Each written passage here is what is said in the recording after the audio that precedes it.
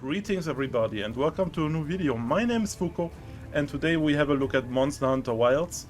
I've been grinding Wilds for like 7 days straight. I'm on almost 90 hours now. And yeah, this is my first Monster Hunter game, by the way. And there are a few things that are extremely difficult to understand if you're like not a veteran. And even some veterans have been telling me some horror stories about these systems and how they implement it. So I'm here to give you like a little dummy introduction into the jewels system of this game. So what are jewels exactly? Jewels are these little things right here that you can put into your armor. In the early game these are less important. You will only have to like really look into them as soon as you reach like the middle to end game. And yeah, they give you all kinds of unique bonuses for your armor. You see, I have a lot of jewels already equipped for my heavy bowgun. I'm a gunner. I only play heavy bowgun gun as of right now. And yeah, what a lot of people don't understand about the actual jewels is that their effects have completely different names than the jewels themselves, which is quite the annoying thing. Like, I am taking the critical jewel right out. Its name is critical jewel. Its bonus is called critical boost, which is quite fitting. You would be like, ah, yeah, this makes sense. This is completely logical, right? But then you have stuff like expert right here. An expert gives you critical eye, and this gives you affinity. And affinity is crit chance. A lot of people wouldn't guess that a word like affinity is crit chance. Don't ask me why they are not just calling it crit chance. I have no idea why they have to make it difficult, but yeah, affinity is crit chance, and critical eye is connected to the jewel expert. And there's much more frustrating things like a tenderizer. Tenderizer, you open it and it gives you weakness exploit. It doesn't give you an equipment skill like tenderize. No, it gives you an equipment skill like weakness exploit. And that's a thing you just have to learn slowly while you're getting into the system. That the jewel names are completely different sometimes from what the effect of the jewel actually is. It is frustrating, but there's sadly no other way, except if there's like a mod or something. Maybe there's a mod that makes the system a little bit easier. But yeah, there are a lot of jewels that have different names than the actual effect that they give. Continuing. You have 3 different levels of jewels. You have jewel 1, you have jewels with the 2, and jewels with the 3. These are basically the levels of the jewels.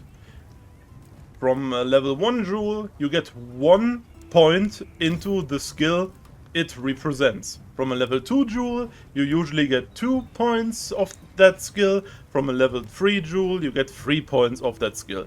So, if you want a specific skill, let's say critical boost, I wanted to have level 5 critical boost, I needed 5 level 1s, or 2 level 2s and 1 level 1, or 1 level 3 and 1 level 2. That's how you get level 5. There are also armor effects and weapon effects that give these effects like as an integrated feature. So you have to look into what kind of armor and what kind of weapon you want as well. If you are interested in what your weapon actually gives you, you can just go into the screen and you see all the active skills that you currently have equipped. But you don't actually have to exit the menu of the smithy. You can just do it by, for me, I'm on PlayStation controller, pressing square. Then you have this little skill info window, which only shows you the weapon or the armor piece that you are currently looking from. Like right now, I'm looking from Gryphon.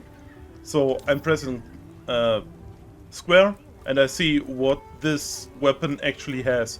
And then I'm pressing R1 and now I see what my entire armor and weaponry has. These are all the different skills that I have. So now you know that if you have a skill that you really want, and this skill has 5 levels, you need to combine different kinds of jewels to get to that amount of levels. Okay. Next thing. There are some high level skills that do not exist in level 1 jewels, and there are some very high level skills that do not exist in anything but level 3 jewels. If you equip a level 3 jewel that has an effect that only exists on level 3, like Flare or Tenderizer, these only exist on level 3. These actually don't give you 3 level into said skill. They only give you 1 level into the skill that you want.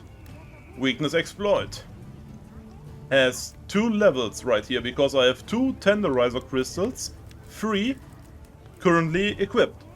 The skill doesn't exist on level 1 or level 2, only on level 3, and every level 3 crystal gives you 1 point into that skill. I know it's confusing at first, but you are getting into it sooner or later.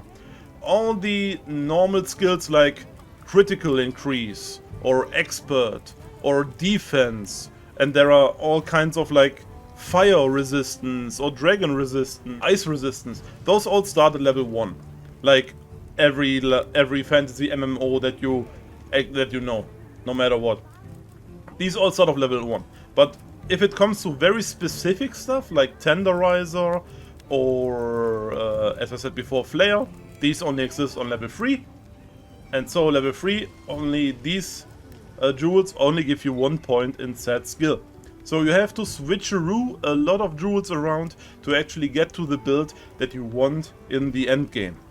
I cannot tell you what exactly you want or need for your specific build. That's something you have to look up yourself. I'm a gunner. I know what kind of jewels I need as a gunner. I need a lot of critical jewels and an expert on my weapons. And I need Tenderizer and Flare and Mighty, all kinds of stuff like this on my armor.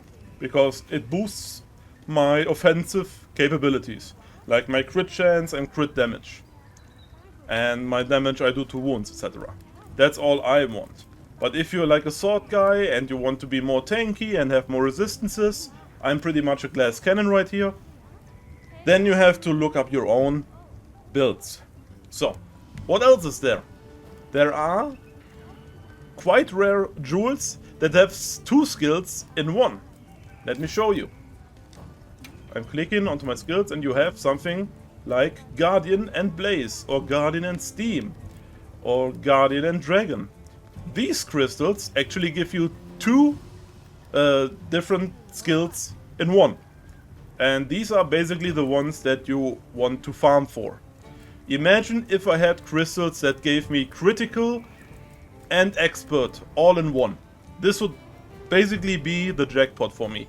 I am not quite there yet because farming these things is extremely hard because there are so many of them and you usually don't get what exactly you want.